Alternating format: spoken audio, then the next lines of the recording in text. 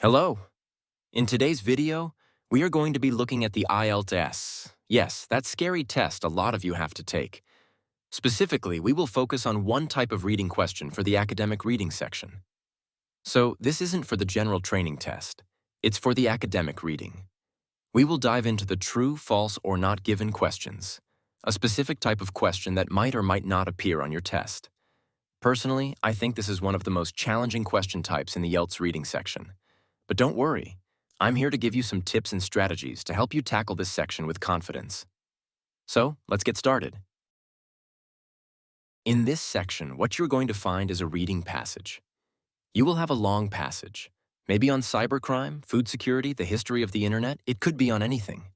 After the passage, there will be some statements or facts.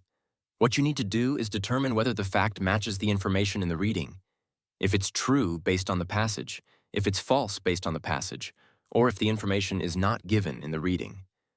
I will explain true, false, and not given in detail in just a minute. Another important point to note is that we are not talking about questions related to the writer's opinion here. So, let's get started. What do they mean by true in these questions? When would you write true?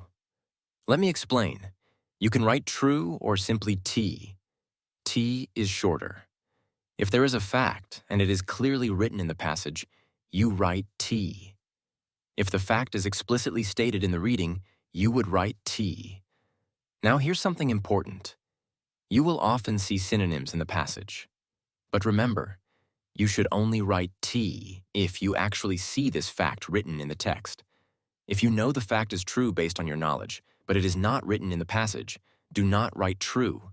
Only write true if, with your own eyes, you read it and see it explicitly in the passage. If it's in the reading and matches the fact, write true. Let me give you an example of this type of question to clarify further. Here is just a part of a passage.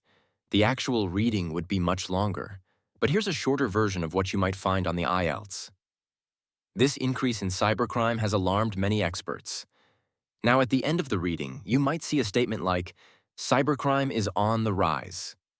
You need to decide if this statement is true, false, or not given. So, how do you figure that out? My advice is to first read the statement carefully. Cybercrime is on the rise. Then underline any keywords. For example, cybercrime, this is a keyword, is on the rise. That's another key phrase. Next, go back to the reading passage and quickly scan for these words or any synonyms. What are synonyms? Synonyms are words that mean the same thing but are different. For instance, a synonym for rise could be increase or go up. Now let's see if we can find cybercrime or rise in the passage. Scanning through, I find the words increase and cybercrime.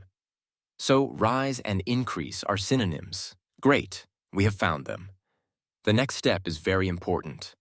Read carefully to check if there are any contradictions. What does the passage actually say? The passage reads, "This increase in cybercrime has alarmed many experts." The statement says, "Cybercrime is on the rise." Both the reading passage and the statement are saying that cybercrime is increasing or going up. There are no contradictions, so the correct answer is true. You would write a T beside it for true. One thing to look out for with true, sometimes you will see words like some, all, only, never, usually, often, or sometimes. Be careful with these words. For example, if it says, "Some people in Canada like to eat poutine," and then you see a sentence saying, "Poutine is always eaten by Canadians," even though you notice the two words, poutine and poutine. One says always, and the other says some. So this would not be a true statement. Be on the lookout for words like some, all, only, never, and usually. This is where they try to trick you on the IELTS. So now let us look at false. What does it mean if you write false? Now let's talk about false. What does it mean to be false in this section of the IELTS? If you write false for the fact at the bottom after the reading passage, it means you are saying the fact is opposite. So if you read the reading passage and then you read the fact, and the fact says all cats are black, But the reading passage says, not all cats are black. That would obviously be false. The fact is opposite, and again, you have to look out for words like all versus some, or often versus always. This is how they trick you.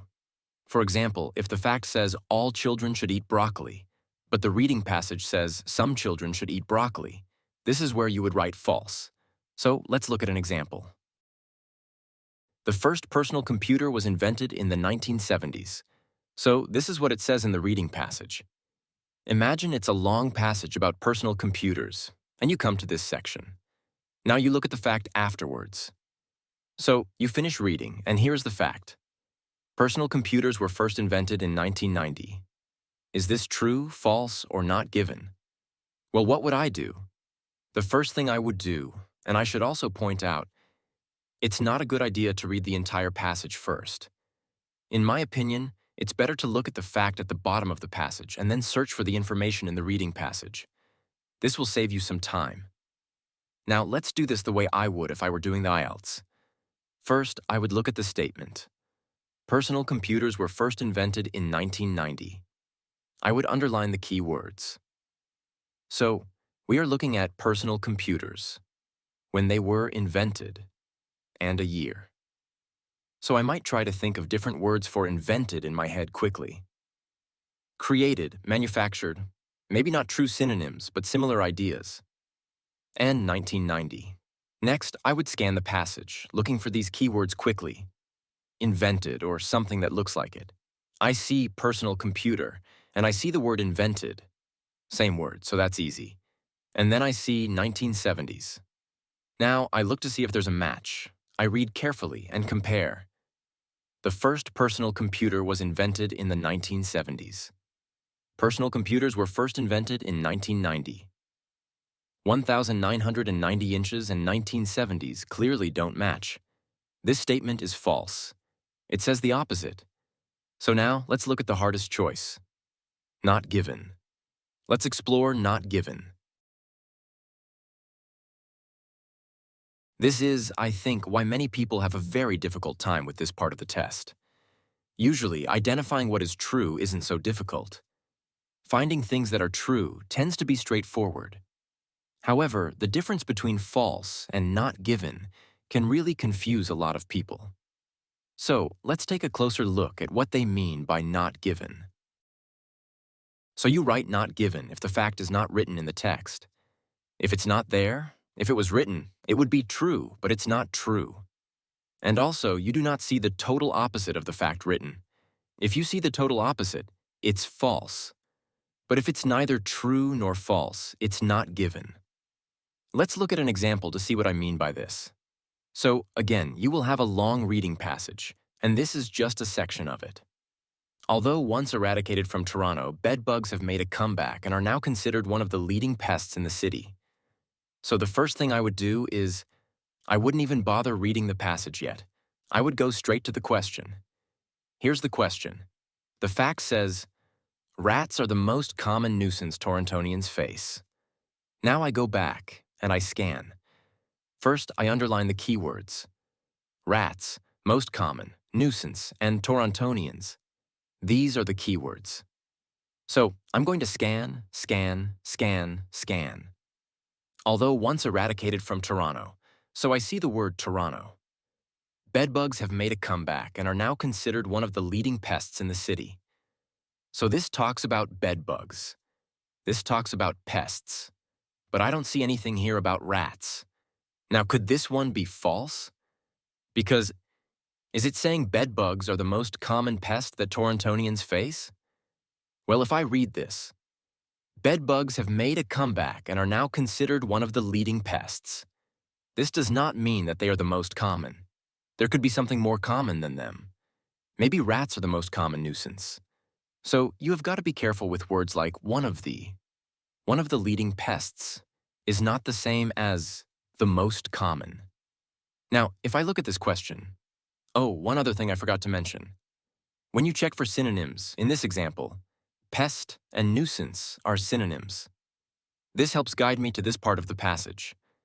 So, in this case, I see nothing about rats being the most common nuisance. It doesn't say rats are the most common nuisance. It also doesn't say they are not. So, in this case, my answer would be not given. Now, there are some important things I want to go over just quickly. One of the things I want to tell you is, even if you read a statement, you read the passage, you read the statement. Maybe you study rats at university. Maybe you are an expert, and you know for a fact that rats are the most common nuisance Torontonians face. This is 100% true. I know it. If you don't see it in the reading passage, it doesn't matter if it's true or not. Even if you know it's true, if you don't see it, the answer is not given. So that's very important. Another important point is, don't spend too much time on each fact. What can happen is, maybe there's no information, maybe it's a not given. But if you keep thinking, I've got to find it, I've got to find it, I've got to find it, and you keep searching, you will waste a lot of time. The answer might simply be, it's not there. So, it's better to spend some time on it. Just a little time. And guess if you don't know. You can always put a star and go back to it later. For example, maybe I didn't know this. I'd put a star, move on to the next question, and then take a guess. So, that's also a very important point. Until next time.